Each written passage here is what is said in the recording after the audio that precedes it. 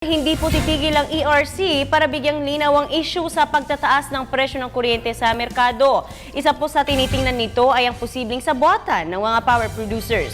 Yan ang pinag-usapan sa ulat ng aming kasamang si Dennis Cortez. Gumugulong na ang investigasyon ng Energy Regulatory Commission o ERC hinggil sa pagtaas ng presyo ng kuryente sa merkado. Bagamat una nang nagpalabas ng temporary restraining order ang Korte Suprema laban sa dagdag singil sa kuryente ng Meralco, hindi raw titigil ang Tripartite Committee sa pagtukoy kung may naganap bang sabuatan sa mga power producers.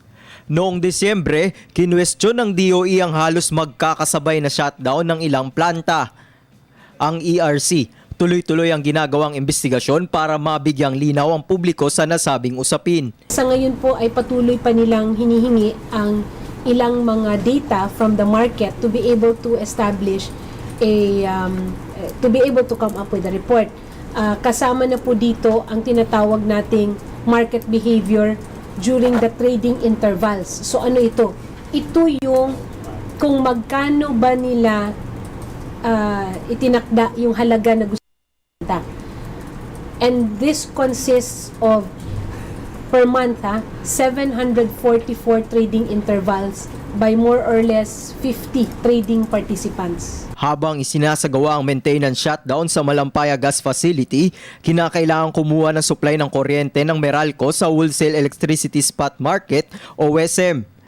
Bagamat mahal ang presyuhan dito, nitong nakaraan nagpalabas ng resolusyon ng DOE na gawing 32 pesos per kilowatt-hour ang price cap sa spot market. Naniniwala naman ang DOE na dapat nang suriin ang pag-amyenda sa EPIRA Law para sa kapakanan ng mga consumers. Private sector driven without any regulation, is dangerous. So we have ERC to regulate them at this point.